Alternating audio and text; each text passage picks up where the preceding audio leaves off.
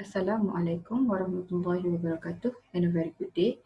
Today I will going to cover on one of the subject of the energy balance concept, which is reference state and state properties. Okay, so normally the value of the internal energy and the enthalpy, okay, can be determined through the experimental work. However, it's quite impossible to calculate this absolute value, okay, by direct calculation. Okay, so that's why most of the data in the tables, okay, uh, is in a value of the specific internal energy and specific enthalpy. Okay, so in order for you to determine the value, you can calculate. Okay, so we have a equations to calculate the change value.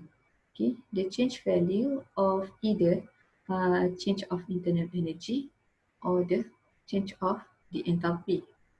Okay, but this change value is specific on the change of a particular state, whether change of temperature, pressure, or phase. Okay. The most convenient way or easiest way to do the calculation is by developing a reference state. So normally we tabulate the data of the change of internal energy and change of enthalpy once we develop the reference state, okay, based on the temperature, pressure, or the phase change. Okay. Uh, in your book, okay, several tables were given to give you the data for the internal energy and the enthalpy. Okay, so some of the tables already giving you the reference state. Okay, so for example, in the appendix, table B1, B8, and B9. However, some of them do not give you any reference states. Okay, this, for example, B5, B6, and B7. Okay, you can refer to your appendix to determine, to check on the reference state. So, how do you want to develop that particular reference state? Okay, so the reference state is normally based on phase, change of phase. Okay, normally phase change of temperature and change of pressure. Okay, so for this particular example, we have carbon monoxide, okay, which is in a gas form. So this will be the phase, and then from temperature 0 degrees C, temperature 200 degrees C at atmospheric pressure. So this will be your temperature, pressure. Sorry. So determine the enthalpy change. So they want to know what will be the delta H value. Okay, so we develop the state, reference state one by one. For example, at condition one, okay, so we start off with the component. So component carbon monoxide, okay, the phase will be gas, okay, and then temperature, uh, heating process from 0 degrees C, okay, at pressure constant 1 atm.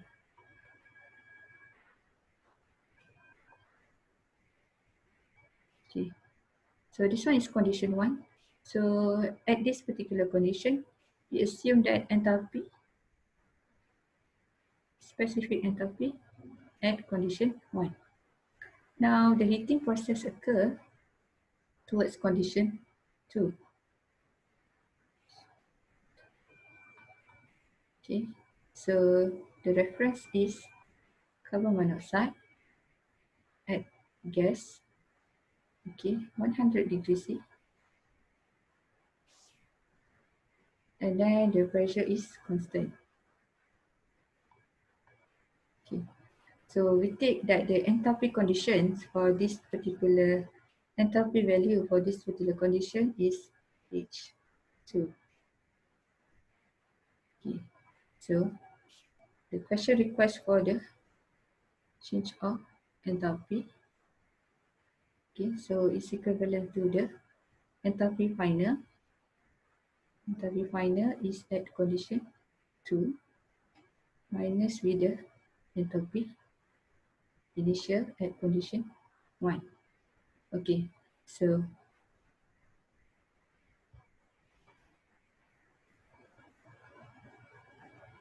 this is how you write the reference state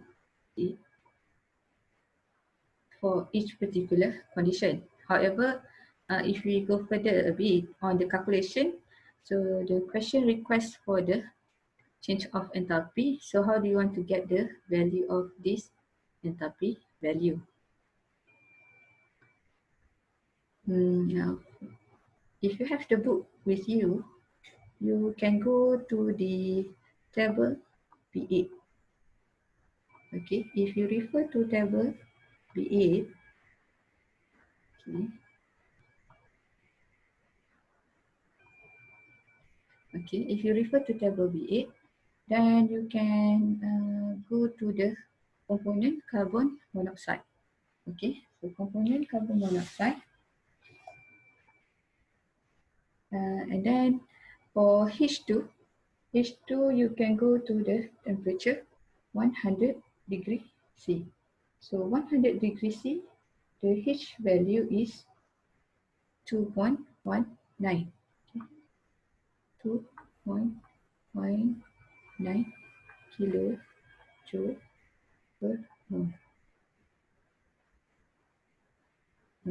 Okay, so minus, okay, with the enthalpy, specific enthalpy at condition 1, okay, which is at 0 degree C. So at 0 degree C, the value will be negative 0.73. Okay, two.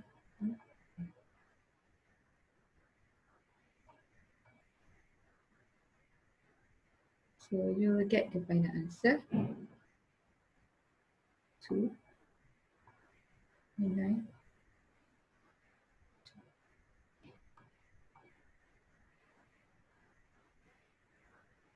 So this is how we do the calculation. However, if you want to focus on the reference state development, so this is how you develop the reference state.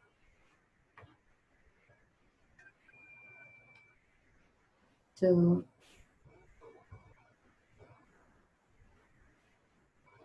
some tables have the reference state. So if you refer back to the table B8 just now, they have the reference at the very top of the table. However, in order for you to do the calculation of delta H, okay, it is based from the transition of one state to another state. Okay, okay. So for example, maybe only the heating of temperature, or maybe the change of pressure. Okay, which this value is quite different with the table given in the appendix. Okay, so that is what means by the state properties. Okay, so enthalpy, okay, enthalpy and internal energy, okay, is a property that change the value based on the initial and the final state. Okay, so it does not depends on the past state. Okay, what does this mean on this statement? Okay, so when you do the calculation just now, you only want to know whether what is the initial condition of the enthalpy and the final condition of the enthalpy. So this will be the initial condition of the enthalpy, okay, and this will be the final condition of the enthalpy. So what happened in between here, whether it's a heating process, cooling process, compression, okay, it does not giving any uh, significant impact towards the enthalpy value.